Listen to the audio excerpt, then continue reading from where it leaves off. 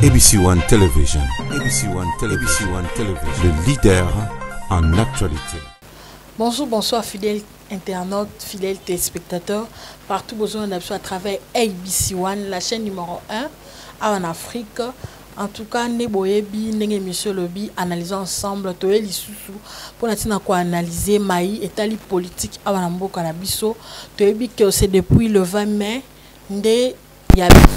Ndeko, Akomaki Ana Kinshasa, Ndeko Moïse Katumbi, Waza membre ya plateforme Lamuka, Azalaki déjà à Ana Kinshasa, Tokozwa tant à Kolubelango ko analyser yango. En plus, Tokolubeli sous Makambo etali mbutu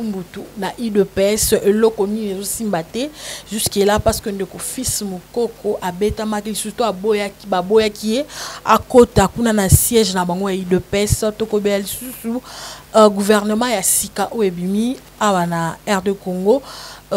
tomoni liste parce que biso zui yango déjà toza wana pour na même sala kitoko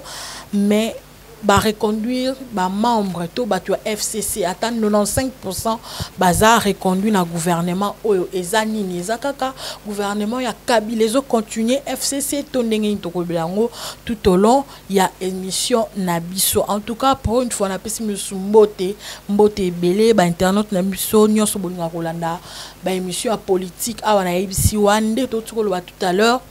to awa pona ko analyser makambo tali politique. Mwana mboka Moïse Katumbi ici a komaki belebe na Kinshasa et les kanaki avec impact pays de à danger. Tozala ki wana to yambaki na esengo pena makasi to lataki pembe pona kolakisa ke toza de cœur, toza ensemble parce que la muka eratakate to bien bisonyo soto votaki notre président Martin Fayulu Madidi numéro 4 Wazali président élu partout et ailleurs même bino ba diaspora bo vota ki pona ye dans esprit o tchaki maslo sambo na bino ekomaki na yango tozala ki wana toyambi Moïse Katumbi toyambi bien tolati pembe luyalo makasi ekitaki en tout cas nyoso lekaki malamu mais eloko pesi passe jusque là eza komona que près de presse Moïse Katumbi a salaki à lobby que aye pour na kosala opposition républicaine biso stoyebi que opposition républicaine les opposition oyo basala kango en douceur omoni ya mabe o dénoncer te ko makasi te yo keka opesi rapport au bondel tika sala malamu oya malamu féliciter opesi ba bravo na yango président Moïse Katumbi tango ayaki déjà abandé ko remercier Fachi waza président nommé Bande de ko pesa ba éloge merci nde na zongi voilà o pesi biso pasi mo muki yango memi biso na analyse muko ya lelo ndeko na biso Moïse Katumbi alobi lisusu bakamba malamu pona tina Fachi en tout cas jusque là biso to moni lokola que ezo tenter ko ça na gouvernement oyo parce que ezalaka rapamba te olalo la muki obani ko féliciter mutu ko pesi belo c'est que oza na intérêt moko quelque part et pas na ye na yango biso to telemeli eloko na ndinga ko sakana te faut ko yeba que lamuka eza état d'esprit biso to tala raté que mutu boy soit longwe to zo perte biso esprit de Jésus ya ko lamuka tozo en charge biso moko ba vie na biso na ko tala mutu aza na idéologie ya malamu. En tout cas, bilili utiko le kabotali bo sepe na ngo bilili kitoko ya ingénieur Mekasaka ndenge tozaki ona toyambaki ndeko na biso Moïse Katumbi nde nazoloba eloko zo pesa pasi ba propos ya Moïse Katumbi azokumisa Fachi azopesa ebe loge alobi azosala opposition républicaine tandis que biso toyebi ke na idéologie moko toza nango biso toza ba radicaliste elongo na email numéro 4 président Fayulu Madidi tola ba radicaliste oya mabe photo tele melango tina sukeza pour mafuta te to benga puku na nyau na kombo na ye noto pakola ye mafuta ozuize lolobi mwamba te biso za bongo te nango ba imboka ba s'inquiéter parce que tozala ki wana ka te pona ko accompagner mais ko recueillir ba propos pe ko tuna eloko nyezo simba te wana wapi kani bato ebele bazali de biso to ramaele pona ko yeba eloko nini fo kende boye eloko nini fo simba eloko nini fo simba te na yango ba imboka ba leli par rapport à ba propos wana ndeko na biso Moïse Katumbi azali moko na kati na biso na plateforme ya Lamuka nde ezopesa penza pasi na yango point de presse Moïse Katumbi a kosala mukolo mususu awa et les qui 2 jours déjà pour nous rappeler président Mikoloté a aussi ko répondre en tout cas na moi nungu wana obayimboka bayokaki na kotuna lolenge kani azopesa ba éloge na président nommé na ndenge kani alobi ko rassembler ba membre to ba bazana mitu ya lamuka po ba kokutana na ye Félix Tshisekedi na yango a répondu ki alobi que ye ba poste à gouvernement oyo ezali ko intéressé été mais azawana pona ko sala opposition républicaine mais tous wana no mwa muki analyse nikolo ya makambo wana yo bokonzi ezo tenter yo te mais ozawana pona ko ya malamu opekisi ya mabe oh biso tolobaki déjà que tozo lutter pour la vérité des urnes eli kolobaki ye moko Martin Fayulu nde a gagnaki Martin Fayulu azali oyo bango nyonso basanganaki batinaki ye pour représenter biso baimboka oyo totiaki motema epa ya Moïse Katumbi epa Jean-Pierre Mbemba epa ya bato ebele pona ozonga na nsima te mais tokamwe ndeko Moïse Katumbi azongi awa azoloba ke ko féliciter ndeko Faci boye na boye pesi pena pasi na ndenge ya kosakana te mais eloko mosusu mpe epesaki pasi ntango ndeko Moïse Katumbi ayaki awa na Kinshasa précisément na Lubumbashi absence ya notre autorité morale na kombo Fayulu Madidi sous prétexte que akendaki kokuta na pape mais tolandi na betandoke ndeko Mukwange docteur yenda kutaki na pape ndeko Martin Fayulu aza na Kinshasa finalement bino pe toche bino motema te po bo sala mitu na biso ndenge ni te tozolandela bino moke na yango émission analyse oyo salami pona tina kolandela de près makambo oyo bayimboka bakambaka biso bazo sala na oyo ezoleka na mboka na biso en général toza na Congo te partout ailleurs oza besoin to analyser phénomène moko bozoleka pa na otinda sujet ezawana numéro na biso ezawana coordination kozo yango toko traiter yango en tout cas na émission musala OK conseil à rédaction ezalaka tozala mutu moko za chargé ya information donc toko traiter yango en tout cas bel et bien pour na bino absence ya Martin Fayulu Madidi na boye ya Moïse Katumbi epesi pena pasi ndeko Martin Fayulu selon ba source mususu azaki na awa na Kinshasa adbima kité aza mais absence na ye moi muketo kene moi côté nga la pesi tort penza tenga na pesi raison parce que ba propos des gens de Moïse Katumbi comme ko tenir ezo pesa pena pasi na yango organe numéro de la place radio et intervieweur qui communicateur ya la muka pour natina ko tuna ye qu'est-ce qui ne va pas entre Moïse Katumbi entre Martin Fayulu entre Papa Matungulu entre Jean-Pierre Mbemba na makamwa mike ndeko na biso communicateur sage qu'il est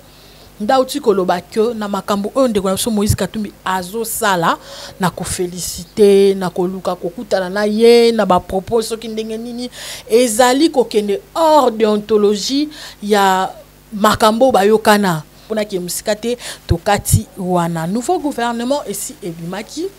ndebozo monezo défilé ebimaki a na Kinshasa nomination à premier ministre na kombo ya Sylvestre Ilunga oyo azali membre to azalaki membre ya Lamuka ya Lamuka te plutôt ya FCC na lingena lobama lobeki moi noki azalaki membre ya FCC oyo asala déjà na FCC oyo asala déjà na impère ya Mobutu oyo asala déjà na makambo ebele pour ne pas citer comme que parce que liste est tellement moulaï tant musuna ko des ordres na biki bata boanya bato maele bazawana biso batalamuka to maele belé bozo ba mukie mais to ebi biso nyoso que ndeko Sylvestre Ilunga asa mutu ya FCC ndi abimi premier ministre à Kinshasa âgé de 72 ans 72 ans d'âge azala ba moyen na ye selon ba tout bon to ebi kazala ba moyen na parce que il fut professeur d'université il fut mutu moko ya forte importance na gouvernement ya feu Mobutu toyebi que azala ba moyen na ye mais eloko pesi pasi abimi premier ministre pour auti na FCC question option stozomi tout na est-ce que tant ba tie premier ministre est-ce que ba 8 ans ko balola mutu est-ce que to 8 ans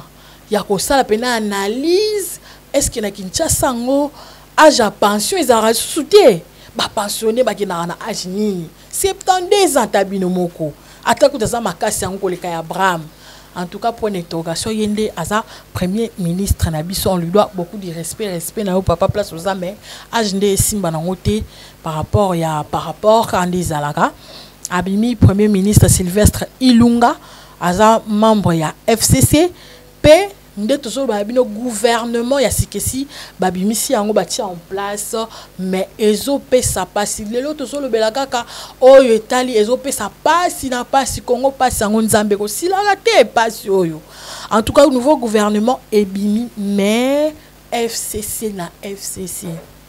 to nazo ba FCC mo elongi comme na mawa pona yoki mawa bango moko nanu bato ayi de pes tala bango mukie awa.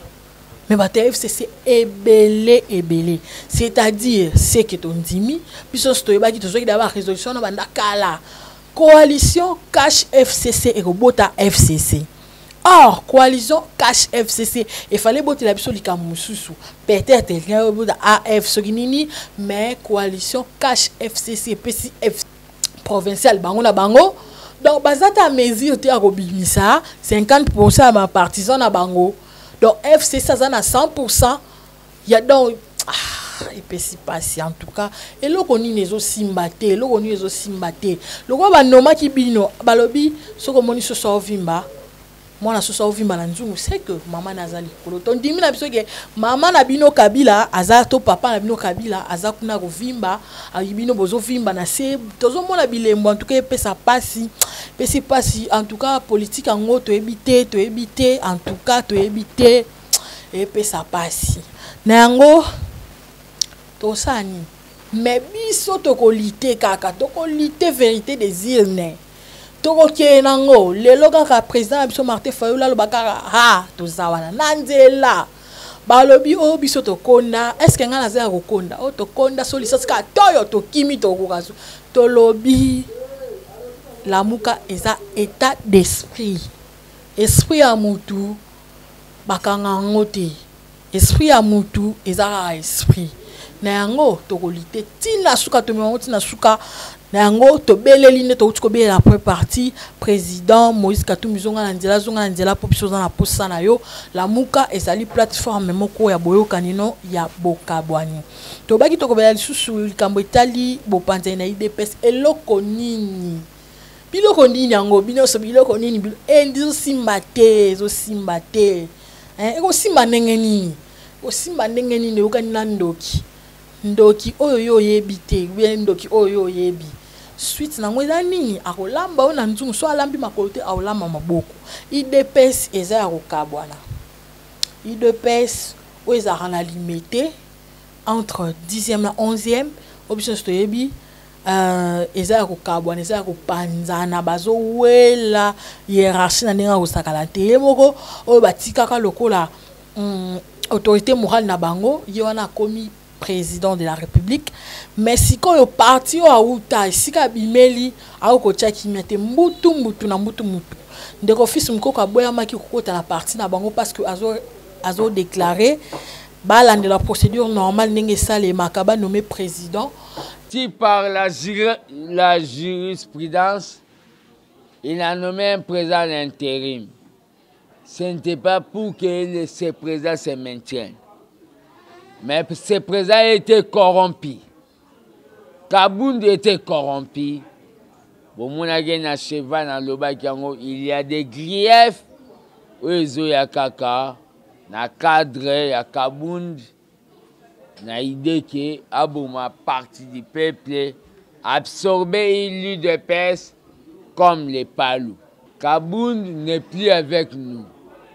Kabound est de leader pes Kingakati. Nengo, toujours senga, na ba partisan to ba membre de pes.